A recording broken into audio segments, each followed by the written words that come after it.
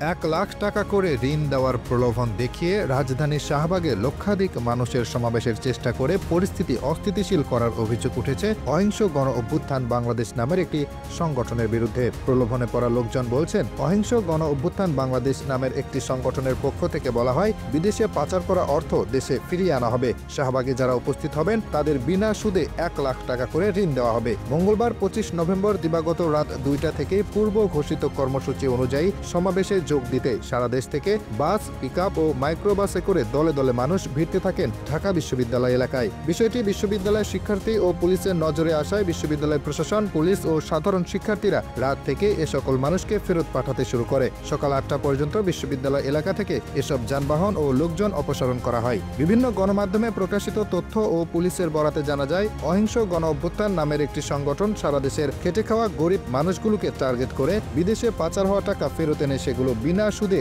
ঋণ দেওয়ার প্রলোভন দেখায়। এর বিনিময়ে রেজিস্ট্রেশন ফি বাবদ জনপ্রতি 1,000 করে টাকাও হাতিয়ে নেয় তারা। ভুক্তভোগীদের কাছ থেকে জানা যায়, অধিকাংশ লোকজনই দেশের প্রত্যন্ত অঞ্চল থেকে এসেছেন। তাদের বেশিরভাগই জানেন না এখানে কি হবে, শুধু জানেন শাহবাগে আসলে ঋণ পাওয়া যাবে। ঋণ দেওয়ার কথা বলছিল, 1 লক্ষ টাকা করে ঋণ দেবে আর কি। 1 বছর কোনো লাভ নেবে না, আয় ব্যয় দেখে পরে সেটা নেবে।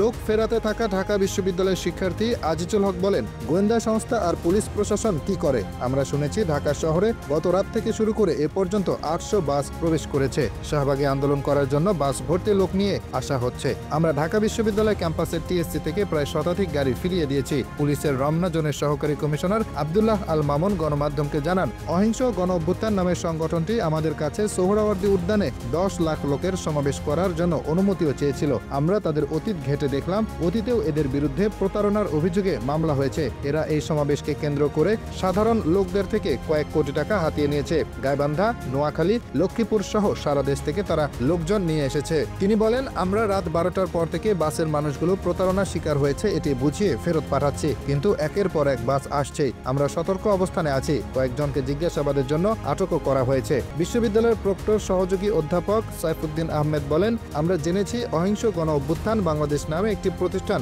গ্রামগঞ্জের দরিদ্র মানুষকে ঋণ দেওয়ার নাম করে শাহবাগে জড়ো করতে চেয়েছিল। রাত 2টা থেকে তারা অনেকগুলো বাস নিয়ে দ্রুত গতিতে ক্যাম্পাসে ভিড় করতে শুরু করে। হঠাৎ করে আসায় তাদের নিয়ন্ত্রণ করা সম্ভব হয়নি। আমাদের শিক্ষার্থীরা, প্রশাসন ও পুলিশ একযোগে কাজ করে তাদের ফেরত পাঠাতে সক্ষম হয়েছে। মূল হোতাদের পুলিশ আটক করেছে। আমরা ভবিষ্যতে এমন পরিস্থিতি মোকাবেলায় আরও বেশি সতর্ক থাকব।